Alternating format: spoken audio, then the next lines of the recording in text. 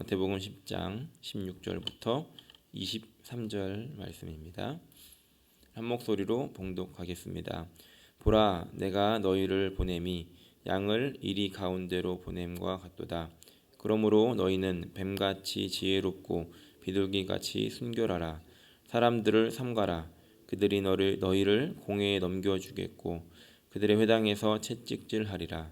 또 너희가 나로 말미암아 총족들과 임금들 앞에 끌려가리니 이는 그들과 이방인들에게 증거가 되게 하려 하심이라. 너희를 넘겨줄 때에 어떻게 또는 무엇을 말할까 염려하지 말라. 그때에 너희에게 할 말을 주시리니 말하는 이는 너희가 아니라 너희 속에서 말씀하시는 이 곧 너희 아버지의 성령이시니라.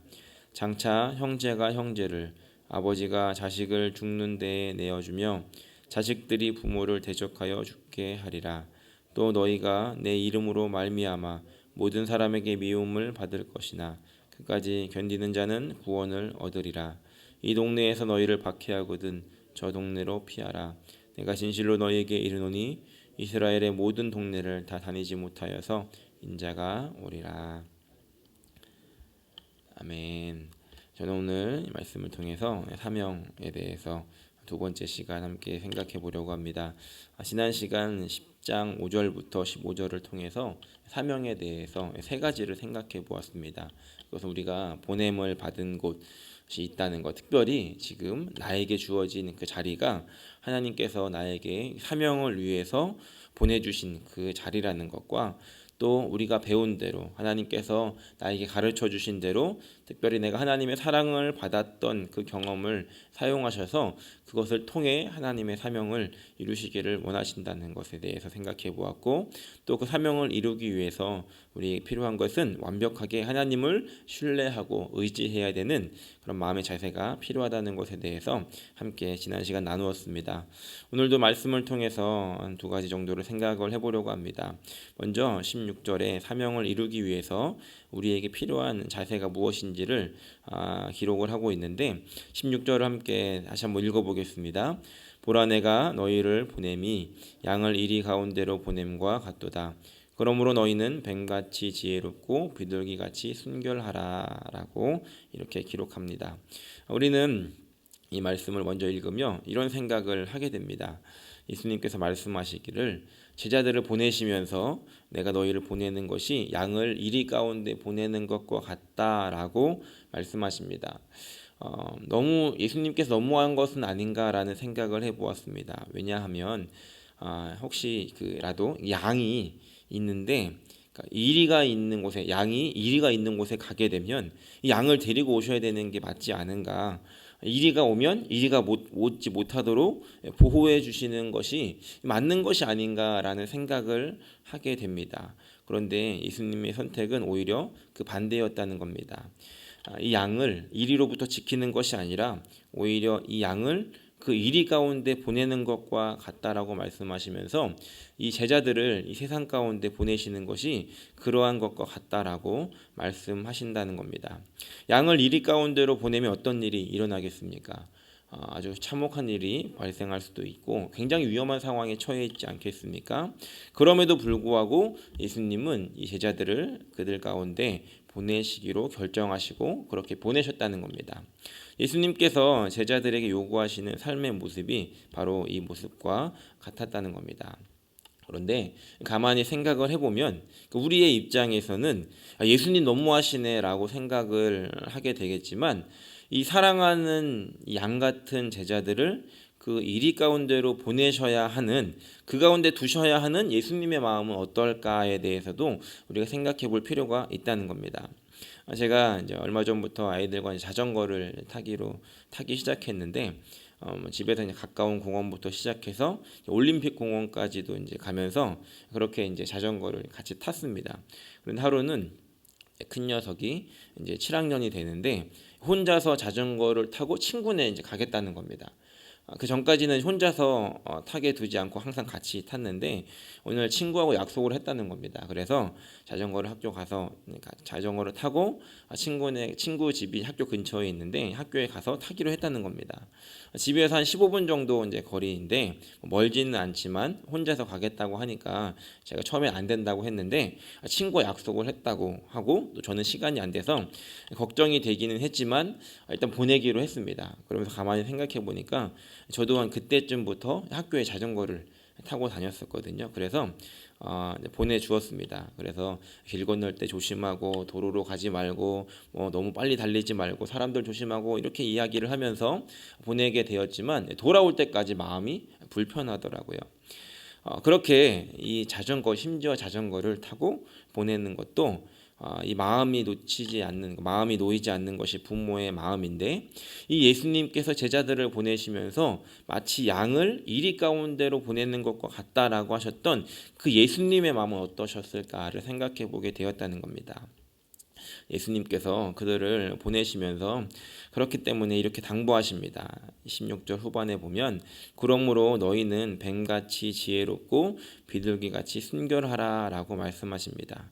그들을 보내는 그 예수님의 마음속에 이 제자들에게 염려하시면서 주셨던 이 가르침은 무엇이냐면 뱀같이 지혜롭고 비둘기같이 순결하며 너희들이 그 가운데 있어야 한다라고 가르쳐 주시는 겁니다.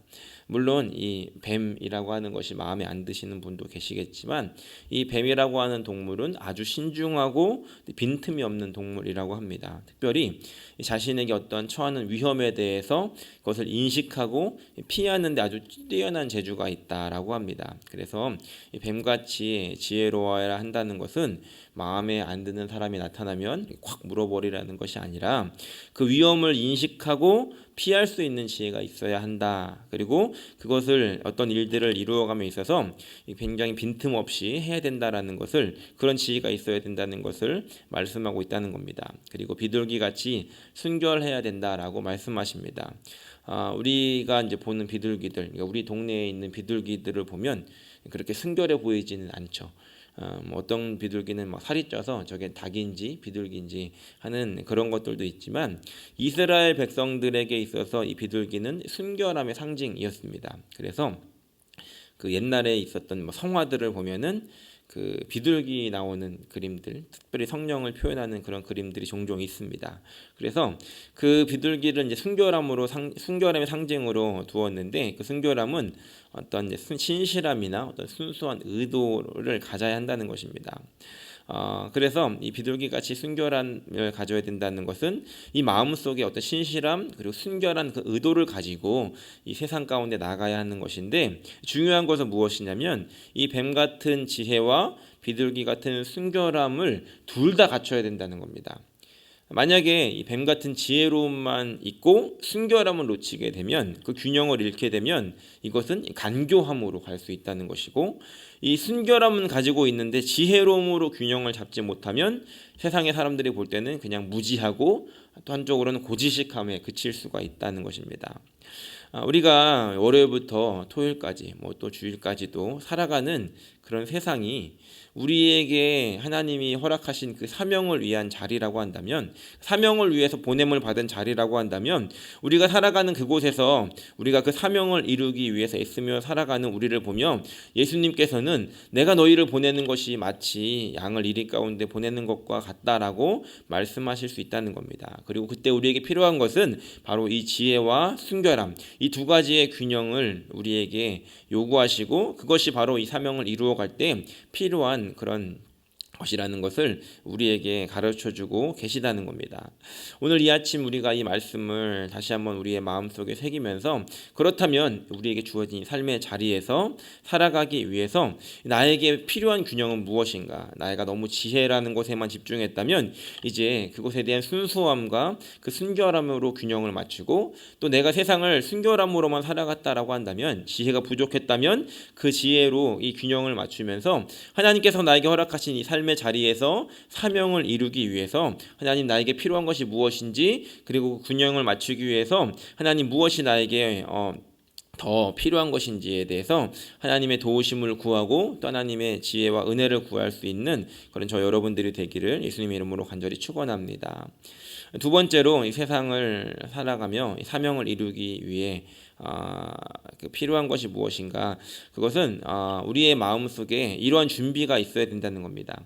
17절 말씀부터는 세상을 그 사명을 이루기 위해서 살아가는 사람들에 대한 세상의 반응을 기록을 하고 있는데 17절에 보니까 너희를 공회에 넘겨주겠고 그들의 회당에서 채찍질할 것이다라고 기록합니다. 이 공회는 유대인들로 이루어진 어떤 이제 의결 기관입니다. 그래서 이스라엘 백성들은 로마의 지배 아래에 있었지만 사행 집행권을 제외한 사형을 집행하는 그 집행권을 제외한 권한을 가지고 있었다는 겁니다. 그래서 만약에 사형을 하게 된다면 그들이 이제 결정은 하지만 로마 정부의 승인을 받아서 또 사형을 하게 됐고 그렇게 이제 하게 됐고 나머지는 이제 그들 스스로가 집행을 할 권한이 있었다는 겁니다. 그리고 18절 말씀을 보니까 너희가 나로 말미암아 총독들과 임금들 앞에 끌려갈 것이다 라고 또 말씀합니다. 이렇게 임금들과 총독들은 로마 정부로 끌려가는 것이죠. 그래서 재판을 받게 되는데 우리가 알고 있는 것처럼 그 예수님은 당시 총독이던 빌라도에게 재판을 받아 사형 집행을 받으셨고 또 바울도 이 로마 형제 앞에 가서 재판을 받았다는 겁니다. 쉽게 말하면 이 사명을 이루어가는 길, 그 사명을 향해 가는 길은 꽃길이 아니더라는 겁니다. 뭔가 이렇게 아름답고 좋아 보이는 길이 아니더라는 것이죠. 예수님의 삶과 사역을 우리가 복음서를 통해서 찬찬히 돌아보면 놀라운 역사적인 그런 순간들, 또 영광적인 그런 일들도 많이 있었습니다. 하지만 예수님께서 마지막에 걸어가신 길은 결국은 십자가의 길이셨다는 겁니다. 십자가에서 예수님의 사명이 완성이 되었다는 것이죠. 물론 거기서 끝난 것이 아니라 예수님은 부활을 통해서 영광을 받으시게 되는데 우리가 이 세상을 살아가면서 하나님 나에게 주신 사명이 무엇입니까? 그 사명을 붙잡고 이 세상을 살아가고자 할 때 예수님께서는 우리에게 그 길로 초대하신다는 겁니다. 우리에게 초대하시는 그 길은 영광스러움만 있는 것이 아니라 때로는 우리가 어려움을 당할 수 있는 또 사람들에게 비난을 받을 수 있는 그 길로 우리를 초대하신다는 겁니다. 그래서 우리는 머뭇거리기도 합니다. 이 사명을 우리가 이루어야 하는데 주님 이 길밖에 없는 겁니까? 라고 우리가 물을 수 있다는 것이죠. 그래서 주님 정말 이것밖에 없습니까? 라고 우리가 예수님께 물어보면 예수님 어떻게 대답하실까를 제가 생각을 해봤는데 예수님께서 우리의 그 질문에 그냥 미소를 머금으신 채로 고개를 끄덕거리면서 맞다고 하시지 않을까 생각을 해보았습니다. 물론 우리가 세상을 살아가다가 만나게 되는 어려움이 내가 지혜롭게 행동하지 못해서 인생이 꼬이게 된 걸 가지고 사명의 길로 착각을 하면 안 됩니다. 그렇게 꼬인 인생은 먼저 이걸 이제 풀어줘야 되지만 그런 것이 아니라 만약에 내가 그 예수님을 위해서 산다라고 생각하는데 그 삶이 쉽지 않다라고 한다면 내가 예수님을 닮아가려고 열심히 노력하면서 살아가는데 그것이 참 힘들다라고 한다면 그게 맞게 가고 계신 길이라는 겁니다. 사람들이 주위에서 예수를 믿는데 꼭 그렇게 믿어야 되냐, 다른 사람들도 대충 믿지 않냐, 왜 꼭 그렇게 유별나게 예수를 믿어야 되냐라고 우리에게 이야기한다면 그 길이 우리가 맞게 걸어가고 있는 길일 수 있다는 것입니다. 예수님도 십자가의 길이 쉽지 않으셨습니다. 사람들은 이야기했습니다. 세상을 구원하기 위해서 꼭 십자가를 지어야 되냐, 세상을 구원하기 위해서 꼭 그 방법밖에 없었냐라고 예수님께 이야기할 수 있었지만 예수님께서는 이거밖에 없어 라고 하시며 그 길을 걸어가셨다는 것입니다. 하지만 우리가 알다시피 예수님께서는 결국 그 길을 완성하셨고 이 세상을 이기셨고 우리에게 그 길을 걸어가신 후에 우리를 이렇게 따라오는 우리에게도 우리 승리를 허락해 주셨다는 것입니다.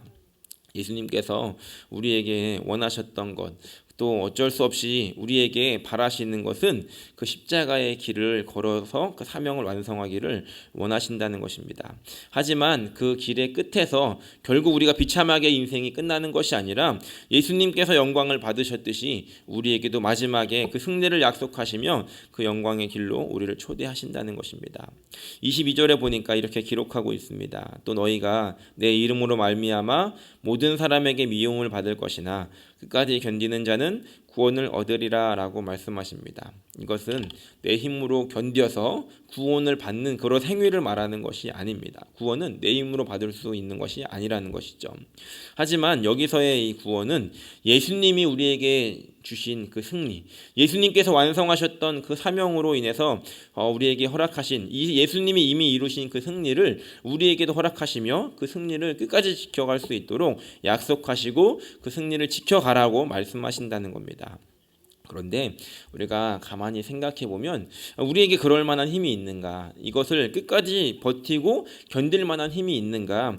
이 세상의 그 풍파 앞에, 세상의 비난 앞에 많은 사람들이 내 사명을 위해서 걸어갈 때 나를 미워하는 그런 미움을 받는 과정 속에서 내가 이것을 견뎌내고 버텨낼 수 있는 힘이 있는가라고 질문을 한다면 나에게는 그런 힘이 없다는 것입니다. 우리는 우리의 힘으로는 한순간도 버틸 수 없다는 것이죠. 그래서 우리는 기도해야 한다는 겁니다.